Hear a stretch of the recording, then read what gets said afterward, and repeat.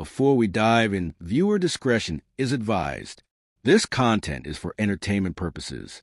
What do you do when live television turns into a battlefield?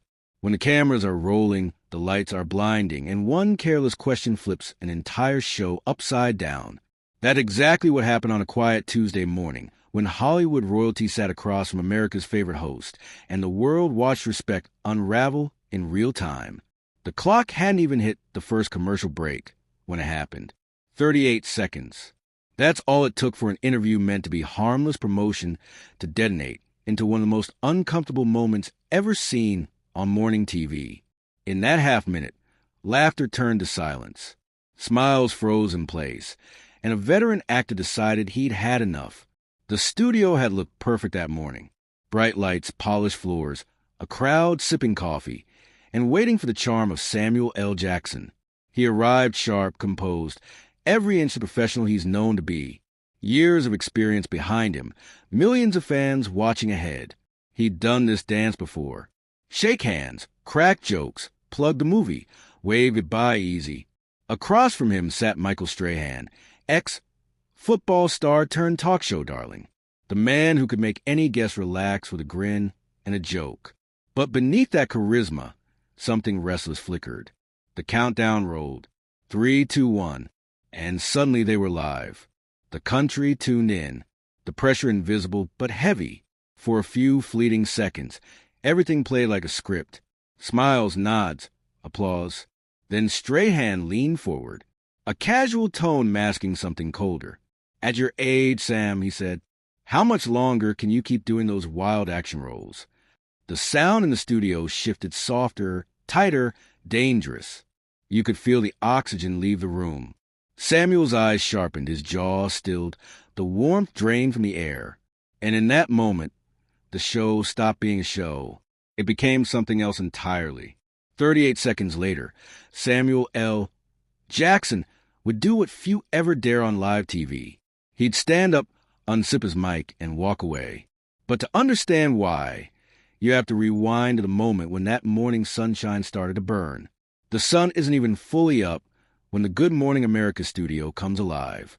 Makeup lights buzz softly, casting warm halos over rows of mirrors. The smell of coffee and hairspray mixes in the air, the kind of scent that clings to television mornings.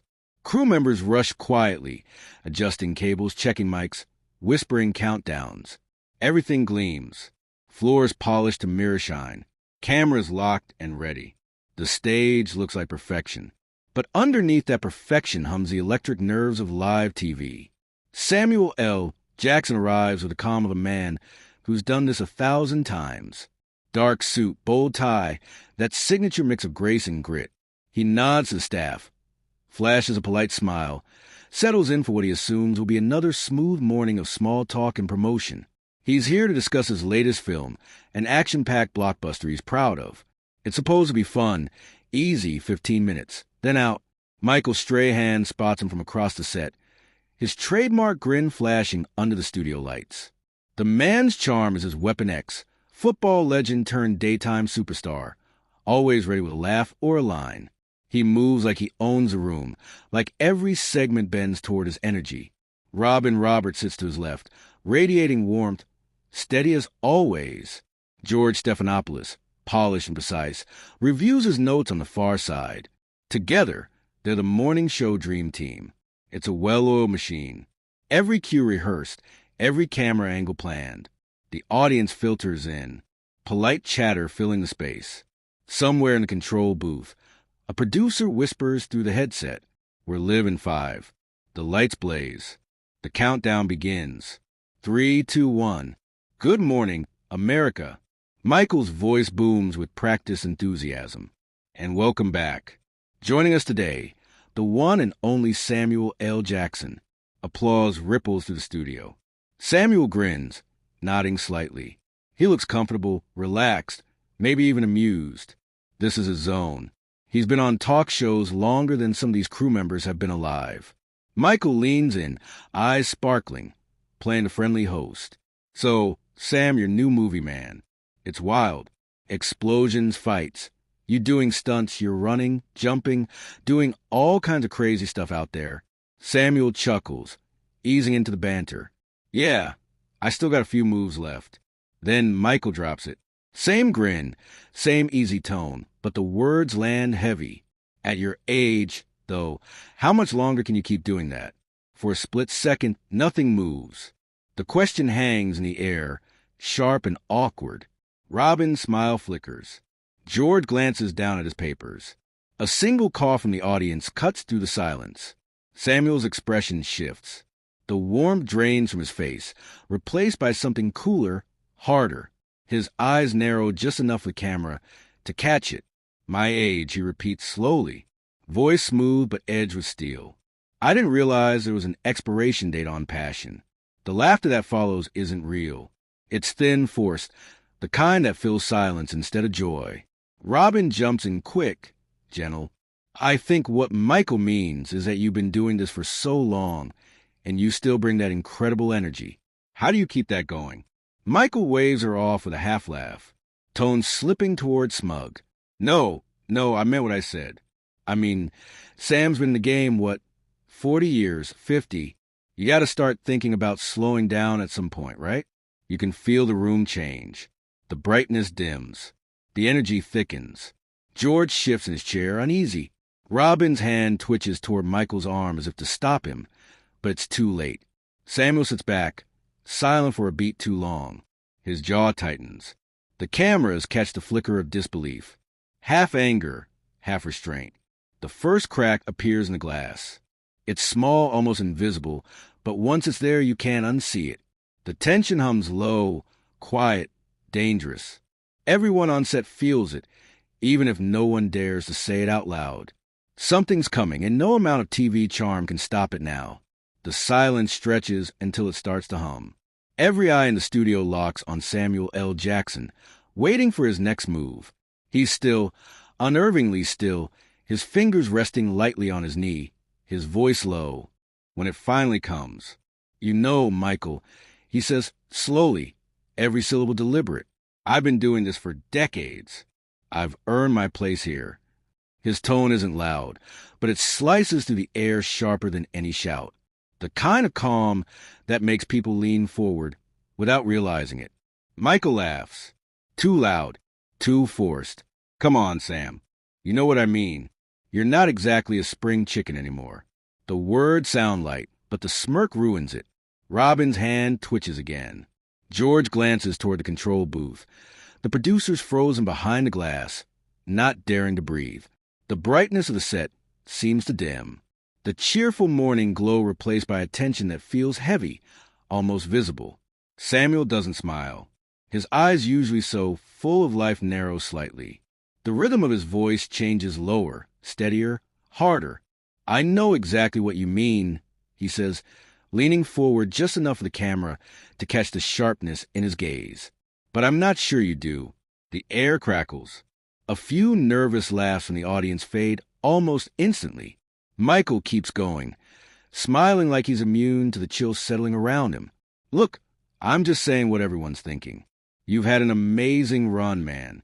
40, 50 years. That's a hell of a career. But at some point, you gotta start thinking about passing the torch, right?" Robin cuts in quickly, her voice tight, but kind. "What we're trying to ask." Michael interrupts, waving a hand without even looking at her. "No, Robin. I'm asking a real question here." That's when it shifts. The charm's gone. His voice hardens, pushing instead of playing. At what point do you look in the mirror and say, maybe it's time to let the young bloods take over? The audience murmurs. You can feel it. Embarrassment, disbelief. The vibe has flipped completely. Samuel exhales through his nose, a soft sound, but with the weight of a warning. He tilts his head slightly, eyes locked on Michael. "You really want to go there?" Michael shrugs, pretending innocence. "Hey, I'm just being honest." Robin's smile is gone now. Her voice trembles slightly when she speaks. "Michael, that's enough." But Michael doesn't stop. Ego takes the wheel. "What? I can't ask a simple question? I thought that's what we do here. Honest conversation, right?" George shifts in his seat, his fingers tightening around his cards. He looks like he'd rather be anywhere else. Samuel leans back, expression unreadable. Honest conversation is one thing, he says slowly, but there's a line between asking questions and disrespect. The words land like a punch. Michael raises his hands, trying to play the victim. Whoa, whoa, hold on. I'm not disrespecting anyone. You're taking it too personally. The camera zooms in on Samuel's face. You can practically feel the temperature drop. His jaw tightens. The calm before the storm. You're questioning my value because of a number. He says, that's not honesty, Michael. That's arrogance. The audience gasps soft, collective, impossible to ignore. Someone whispers in the back row. Robin closes her eyes briefly, as if wishing herself invisible. Michael leans forward, voice dropping into that defensive tone that always makes things worse. Man, I'm just keeping it real. You can't act like age doesn't matter. People talk about it. Samuel's lips press into a thin line. People talk about a lot of things. Doesn't mean they know what they're talking about. Robin tries again, desperate to pull the show back from the brink. Gentlemen, maybe we should. But Strahan cuts her off again. No, I'm not done. You've been doing this forever, Sam. Maybe people just want to know if you're ready to take a step back. That's all. Now the air is razor thin. Even the camera crew hesitates to move, afraid to break the tension. Samuel's voice drops lower, quieter, but every word hits like a hammer. You know what, Michael? Maybe learn what respect is before you question someone's worth. It's like the whole studio exhales at once. A sharp gasp ripples through the audience. A woman in the front row covers her mouth. Robin freezes mid-sentence. George looks like he's about to intervene, but doesn't. Michael blinks, startled, but he hides it behind a grin. Wow, he says, shaking his head. Touchy, huh? I didn't realize asking tough questions was off limits. Robin's tone softens, pleading now. Michael, please. He ignores her. Guess it's true what they say. Some people just can't handle a little heat. Samuel doesn't move. His stillness is louder than any outburst. His eyes stay locked on Michael's, calm, unblinking, dangerous. The silence feels alive, stretching longer, heavier, until it feels like the studio itself is holding its breath. Robin leans forward slightly, her voice trembling. Michael, that's enough. But Michael, blind to the warning, too far in to stop, keeps talking. Come on, man. Don't act like you're some untouchable saint. Everyone's got to retire sometime. That's life. Samuel's smile is cold, humorless. Everyone's got to learn respect sometime. That's life, too. For a moment, there's no sound, no laughter, no movement. Just that look. Samuel's gaze. Michael's forced grin. Robin's anxious eyes. George's nervous shifting. The kind of moment that makes people remember exactly where they were when it happened. And then with one blink, the tone of the show changes forever. The morning brightness, the charm, the warmth, it all dissolves, leaving only two men staring each other down across a coffee table. One holding his ground, the other two proud to see he's already lost. The silence is brutal. The audience feels it. America feels it. And somewhere in that charged quiet, the morning show stops being morning television. It becomes something else entirely. A slow-motion collision between ego and dignity. Broadcast live for the world to see. For a moment, no one moves. The air feels heavy, like the walls themselves are holding their breath. Samuel L. Jackson sits there, posture still as stone, eyes fixed on Michael Strahan with the kind of calm that makes everyone else nervous. You can feel the tension vibrating through the cameras, the studio lights, the crew frozen in place behind their lenses. Robin's hands twist in her lap. George glances toward the control booth, mouthing something producers are too stunned to answer. Then quietly, Samuel exhales. He reaches down and unclips his mic. The soft click of metal against fabric cuts through the silence, louder than any shout. The sound man freezes mid-step. Samuel doesn't look at anyone. He doesn't have to. The decision is written all over him. Real journalists don't ambush their guests, he says. His voice low, steady, dangerous. The kind of tone that slices with arrogance like a blade through silk. Real journalists don't use their platform to belittle people. He places a mic on the coffee table, just a gentle drop, but the thud echoes through the studio. It's the sound of finality. For a heartbeat, nobody reacts. Then a slow ripple of applause starts from the back row of the audience. Hesitant at first, then building, swelling into something louder. Robin's eyes glisten. George leans back, his expression somewhere between disbelief and despair. Michael forces a smirk, his voice dripping with sarcasm. Oh, sure. Walk away. Real mature, Sam. Samuel stops mid-step, turning his head slightly, just enough for his voice to carry. I respect myself too much to entertain this nonsense, he says. You think this is pressure, Michael? This? He gestures around the studio. The cameras, the audience now silent again. This is just sad. The words hang in the air like smoke, thick and heavy, impossible to clear. He straightens his jacket, smooths the cuffs, and walks toward the edge of the set. Not a rush, not a flinch. Every step, deliberate, calm, dignified. The audience watches wide-eyed as Samuel L. Jackson, the man who's faced villains, explosions, and cinematic chaos, chooses to walk away from something far uglier. Disrespect. Cameras keep rolling. Robin calls after him softly. Samuel, please. But her voice breaks before she can finish. George starts to rise from his chair, unsure if he should follow or stop him. Michael leans back, still clinging to his fake grin, but his eyes betray him. Anger, embarrassment, something darker. So that's it. You're really walking off. You're proving my point, man. Can't handle a little heat, huh? Robin snaps her head toward him, her patience gone.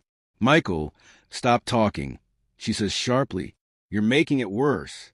He shrugs, but his laugh comes out wrong. Tight, forced, hollow. Oh, come on. Everyone's thinking it, Michael. George cuts in, his voice hard, louder than usual. That's enough, but the damage is done. The audience isn't clapping anymore. They're watching in stunned silence as Samuel reaches the exit. The doors parting just as the stage lights catch the sight of his face. He doesn't look back. The producers in the booth are panicking, voices overlapping in a mess of static. Cut to commercial. One says, Now. But the floor crew hesitates because this right here is live television history unfolding, and no one wants to be the one to pull the plug. Robin stands, taking a step toward the camera, but her expression says everything heartbroken, furious, ashamed. Michael, she says again, quieter this time. Just stop. He doesn't. What? I'm the bad guy now. I asked a question. He throws a fit. And I'm the problem. His voice echoes across the stage, bouncing off the walls of what used to be the friendliest set in America. George rises fully now, his face tight with control. We're going to break, he says through clenched teeth, signaling to the control booth. Michael laughs again, but there's no joy in it, no confidence. You all saw that, he mutters, glancing at the audience. Hollywood can dish it out, but can't take it. Robin slams her cue cards on the table, the paper snapping like thunder. Enough. The word echoes sharp and final. You've done enough damage for one morning. Samuel's footsteps fade down the hallway beyond the set. The audience breaks into scattered applause again. Some supportive, some uncertain, all shaken. George looks straight at the camera, professionalism barely holding. We'll be right back, he says evenly, but his voice trembles on the last word. The red light on the camera fades. The broadcast cuts to black. But inside the studio, chaos doesn't stop. Crew members rush in different directions, whispers turning into shouts. Robin sinks back into her seat, rubbing her forehead like she's holding back a headache that's been building for years. Michael sits stiffly, arms crossed, his eyes darting toward the control booth where producers glare at him through the glass. For the first time all morning, he looks uncertain, smaller somehow. Robin looks up, her voice low, but filled with anger. Do you even realize what you just did? Michael stares at her, defensiveness flaring again. I did my job. George lets out a breath that sounds like surrender. No, Michael. You lit a match and threw it at the whole damn show. Outside the studio doors, Samuel's car pulls away, the city sunlight catching on the windshield. He doesn't look back, doesn't wave, doesn't say a word. He doesn't need to. Inside, The applause still lingers faintly, the echo of respect reclaiming the space he just left behind. In the silence that follows, Robin whispers almost to herself, "He handled that better than any of us could have." No one answers. The hum of the lights fills the void where laughter used to be. The cameras are off, but the damage is permanent. Somewhere out there, millions of viewers are watching their screens, replaying that moment over and over. The legend didn't shout. He didn't argue. He just stood up, spoke his truth, and walked away. And somehow that silence said everything. The commercial break feels endless, but not long enough to fix what just happened. Behind the scenes, chaos hums like static producers barking into headsets, camera operators pretending not to make eye contact, the control booth scrambling for damage control. No one knows what to say. No one knows how to move forward. The air still feels scorched from Samuel's walk-off, and every second that ticks by only makes the silence heavier. Then the red light flashes again. They're live. Robin straightens her papers with shaking hands. George inhales deeply, eyes locked on the teleprompter. But the words don't help.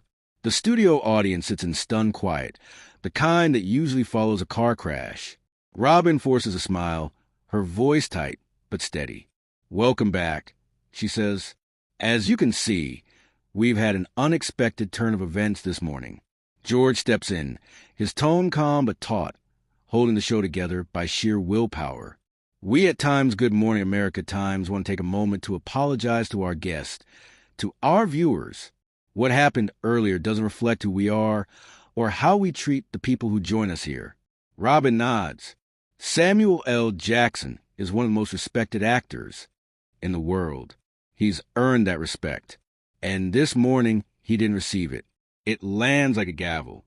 Michael sits between them, jaw locked, eyes forward, lips pressed tight. He doesn't say a word. The camera lingers on him for a split second before cutting away, but the damage is already visible. He's been bench silent on his own show. The producer's call came through during the break. Short and brutal. Asterisk, let Robin and George handle it. Michael says nothing. Asterisk, Robin's voice softens, but her words hit with quiet force. "It's our show, Michael, not yours." There's a pause, half a heartbeat of naked truth hanging in the air before she turns back to camera, her tone smoothing out again, but everyone on set feels it. That one line just reads you the power map of the entire show. The broadcast limps forward. The next segment, some chef promoting a fall recipe, plays like a hostage situation. The chef's hands shake as he chops onions. His laugh cracks halfway through a sentence. Robin tries to keep things light, but the energy is gone. The air too dense with leftover tension. George nods along, robotic, his smile stretched thin and unconvincing. In the control booth, a producer whispers, "This feels cursed," and he's right. The weather report comes next, but the meteorologist rushes through it like he's late for a flight. His hands move too fast across the map. We're seeing some scattered showers in the northeast. Anyway, back to you, Robin. He's off screen before the cue ends. The camera cuts back to the couch. Robin's expression is professional, but her eyes look tired. George shifts papers that don't need shifting. Michael still hasn't spoken. He stares at the desk, unmoving, the picture of a man trying to look in control, while everything around him burns. From the audience, someone coughs. The sound echoes to the microphone like a gunshot in a church. Between segments, the floor crew moves quietly, heads down, whispering as they adjust lights and cables. Is he fired? One asks. Not yet. Another murmurs. But give it a day. Back in his chair, Michael doesn't look at anyone. His fingers drum against his thigh, the rhythm restless, angry. Robin keeps her distance. George avoids his gaze. The polite small talk that usually fills commercial breaks has evaporated. No jokes, no chatter, just that heavy unspoken question. Time's what happens now, asterisk. Halfway through the next break, Michael stands abruptly. No warning, no cue. He walks off the set, his footsteps echoing through the stage. The door slams behind him, the sound sharp enough to make someone in the back row flinch. No one follows. Robin exhales, the weight of the morning finally catching up to her. She leans toward George, her voice barely above a whisper. What a disaster. George nods, his face pale under the lights. I've never seen anything like that. He mutters, not on live television. The last segment drags on, but no one's really there. Every smile feels rehearsed. Every laugh dies too quickly. Even the studio audience looks like they're waiting to be released. The clock on the wall ticks louder than the conversation. When the final credits roll, Robin reads her closing lines carefully, her professionalism flawless, but her eyes betray exhaustion. Thank you for watching, Times. Good morning, America. Asterisk, she says softly. We LL see you tomorrow, George adds. Have a good day, everyone. The words feel mechanical. The cameras fade to black. The moment the feed cuts, Robin slumps back into her chair. The lights dim slightly as crew members start to move again, their whispers turning into low murmurs. No one claps. No one smiles. The tension doesn't fade. It just shifts, settling like dust after a bomb. Through the glass wall of the control booth, the producers are already on phones, calling executives, drafting statements, trying to patch the unpatchable. George loosens his tie, staring blankly at the floor. Robin looks toward the empty chair where Michael, Saturday, he's going to blame everyone but himself, she says quietly. George doesn't answer. Somewhere in the building, a door slams again. The echo carries faintly across the set, and for a moment, everyone goes still. Then the silence returns, thick and heavy, swallowing everything. The show may be over, but the fallout has only just begun. By the time the studio lights dim and the crew starts packing up, the story has already escaped the building. What happened on that set doesn't stay on that set. Not in the age of smartphones. Not when every second of live television can be clipped, uploaded, and shared before the credits even roll. Within minutes, the internet catches fire. Number respects Samuel Jackson rockets to the top of X, formerly Twitter, like a digital explosion. The clip of him unhooking his mic, the quiet authority in his voice, the line that sliced through morning TV politeness. Real journalists don't ambush their guests. Spreads across every feed. On TikTok, fans remix it with dramatic music. On YouTube, reaction videos pop up by the hour. Even Instagram reels are flooded with slow-motion edits of Samuel walking off, applause rising behind him like an anthem. The world takes sides almost instantly. Michael Strahan was just doing his job. One post reads, "If celebs can't take tough questions, maybe they shouldn't come on live TV." Seconds later, another reply. Doing his job? That wasn't journalism. That was disrespect, plain and simple. Samuel handled it like a pro. Comment threads ignite into full-blown arguments. Tweets quote tweets, hashtags, GIFs. One side defending Michael's right to ask honest questions. The other calling him smug, arrogant, out of touch. Memes spread like wildfire screenshots of Robin's horrified face, George's frozen stare, Michael's forced grin. People pick apart every word, every glance, every breath. The court of public opinion is in session, and it's ruthless. Inside ABC headquarters, panic mode kicks in. Conference calls, red alerts, urgent emails labeled Times Crisis Response *. Executives cram into a glass-wall boardroom, faces drawn and tense. No one has coffee, just bottled water and anxiety. Someone clicks play on the viral clip again, the sound echoing across the room.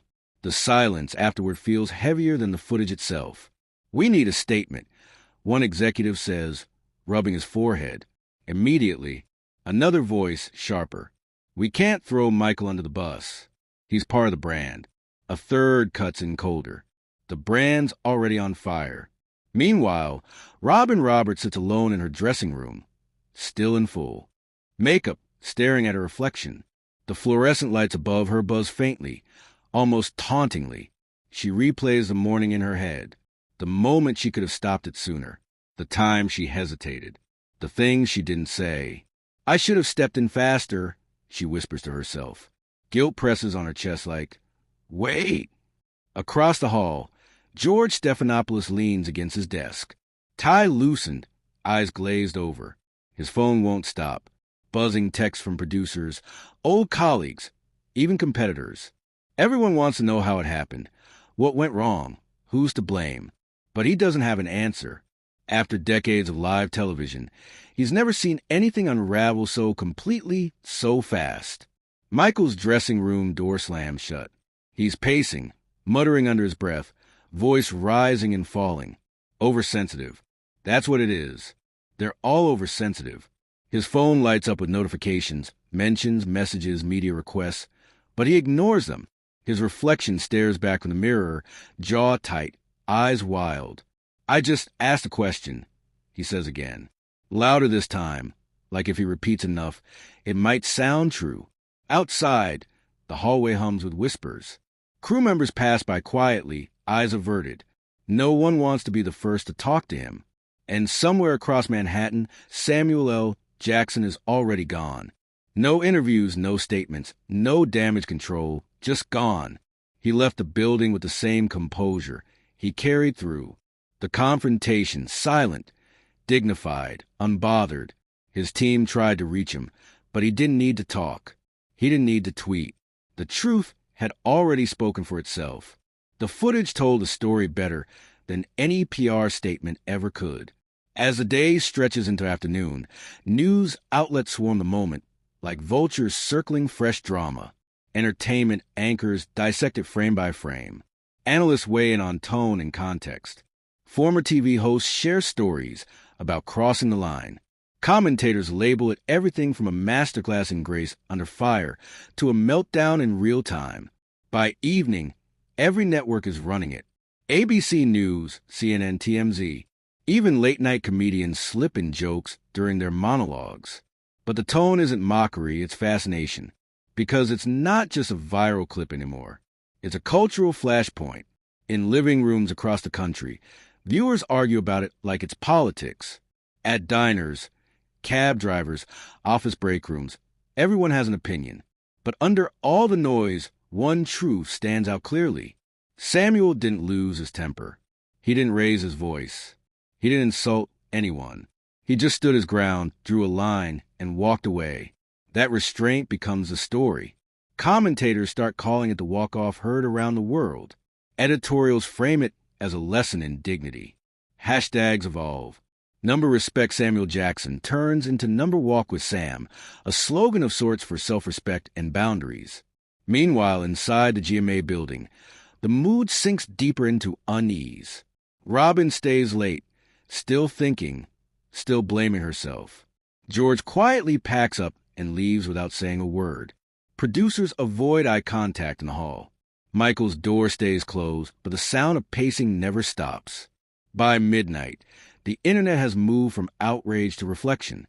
People quote Samuel's words, posting them over black backgrounds. Asterisk, real journalists don't ambush their guests.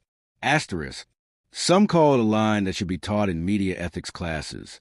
Others just call it truth. Somewhere in the quiet of that same city, Samuel sits back in the back seat of a car, watching the skyline drift past. The world is shouting his name, but he doesn't say a word. He doesn't need to. Dignity doesn't need a microphone. It only needs a moment. And he just owned it on live television. By the next morning, the moment has already cemented itself in pop culture history. The clip is everywhere. An endless loop playing across talk shows, morning news, late-night recaps, even college media classes dissecting tone, body language, and control. Analysts slow the footage down frame by frame, studying the micro-expressions on Samuel's face, the tightening of Michael's jaw, the split second when everything shifted. Commentators call it a masterclass in self-respect. The moment dignity stood taller than ego, a live television reckoning. Every outlet runs with the same conclusion. Samuel didn't just walk off a set. He walked straight into legend. Michael's reputation, on the other hand, begins to crumble in slow motion. What started as morning banner now reads like arrogance, his smile like a mask slipping on live TV. The network's PR team floods the internet with statements about passionate journalism and unfortunate miscommunication, but none of it sticks. The audience saw what they saw. Behind closed doors, meetings stretch into hours. Executives argue over whether Michael needs to issue a public apology. Some think it's too late. Others think it's the only thing that might stop the bleeding. In the meantime, sponsors quietly start asking questions. Robin Roberts sits in her dressing room long after the lights go out, sipping cold coffee, her reflection softer now. George Stephanopoulos leans in the doorway, arms crossed, that knowing look of someone who's seen too many storms. "You okay?" he asks quietly. Robin nods, eyes distant. "I keep thinking about him," she says. "The way he handled it. No yelling, no grandstanding, just calm, strength, and truth." She lets out a faint breath, the kind that carries both awe and regret. "That's what grace under fire looks like." George nods. "Yeah, and that's what the audience saw, too. Out in the world, people start using Samuel's moment as a benchmark. Articles headline with variations of times. When to walk away. Asterisk podcasts analyze it as a case study in emotional intelligence. Students quote him in essays about professionalism. The clip becomes shorthand for boundaries, for knowing when silence is more powerful than argument. Somewhere in Los Angeles, Samuel sits in a quiet room, sunlight spilling through half-open blinds. He hasn't said a word publicly. He doesn't need to. The world has already filled in the blanks for him. The dignity he carried out of that studio speaks louder than any interview or tweet ever could. As the final footage replays on screens across America, the image lingers Samuel L. Jackson's silhouette leaving the Good Morning America stage. His stride is steady, shoulders squared, head held high. The applause fades, but the impact doesn't. And as his figure disappears beyond the edge of the frame, a voice seems to echo through the static of that broadcast, soft but unshakable. In an industry obsessed with staying on screen, Samuel L. Jackson reminded everyone, sometimes the most powerful thing you can do is walk.